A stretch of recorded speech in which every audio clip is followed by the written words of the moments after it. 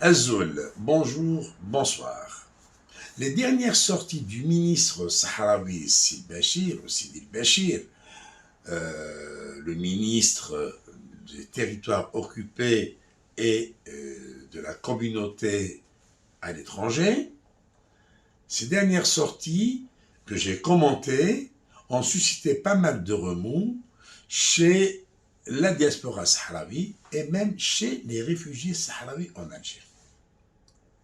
Ainsi, un jeune étudiant sahraoui qui dit être parmi les rares, vraiment rares jeunes sahraouis à pouvoir bénéficier de faire des études dans une université en Algérie, m'a contacté pour me raconter les misères vécues par ces réfugiés sahraouis dans les camps de Tindouf.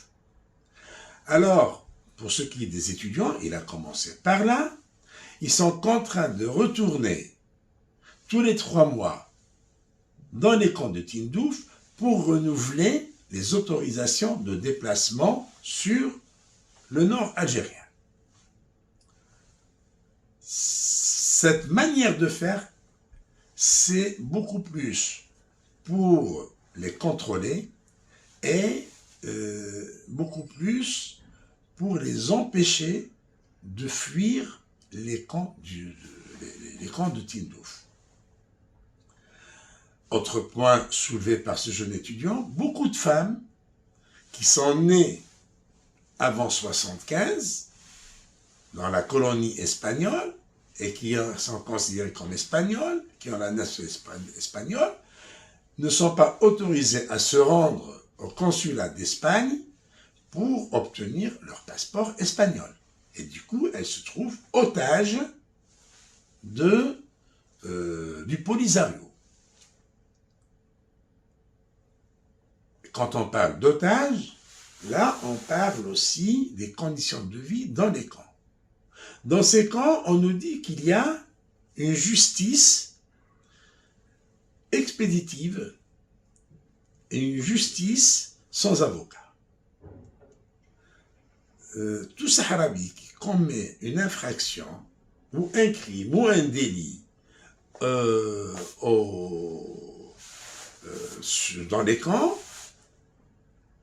il est passé par une juridiction du Polisario, supposée être une juridiction du ministère de la Justice sahraoui, sauf que cette juridiction n'a pas d'avocat. Il n'y a pas d'avocat dans cette juridiction, et les gens sont condamnés à des peines de prison, d'autres sont torturés, sont jetés dans des prisons, parfois sans jugement, et ça crée une atmosphère qui fait que les gens se sentent terrorisés. Alors là, il y a un point à soulever, ces camps de réfugiés sont sur le territoire algérien. Tout délit commis ou infraction ou crime commis dans les camps, il est commis sur le territoire algérien et il est passible des juridictions algériennes. Pas de juridiction sahraoui ou autre. Non.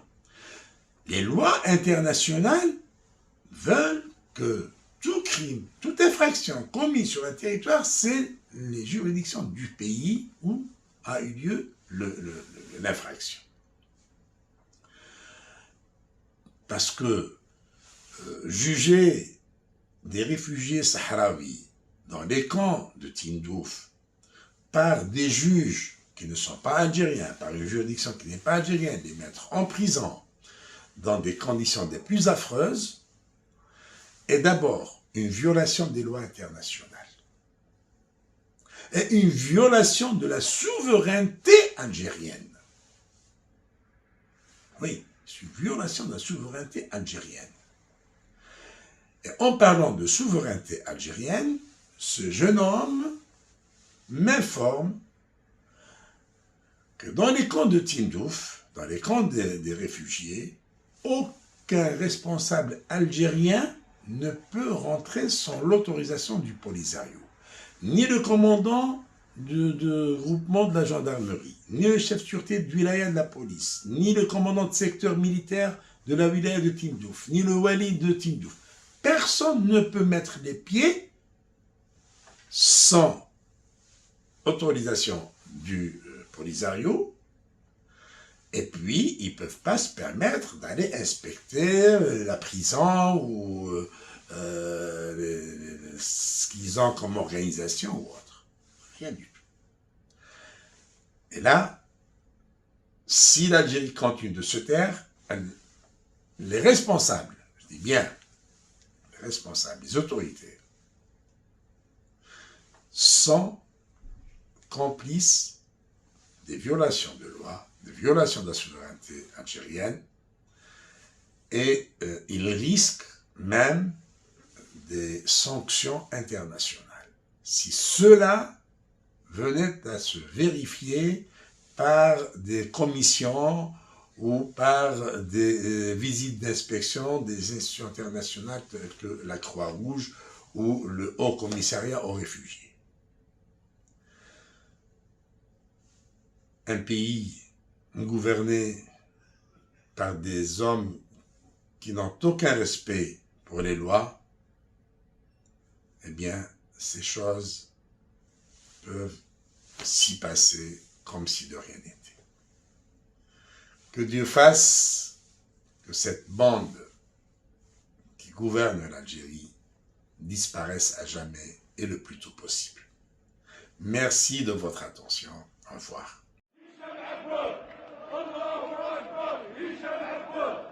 الله أكبر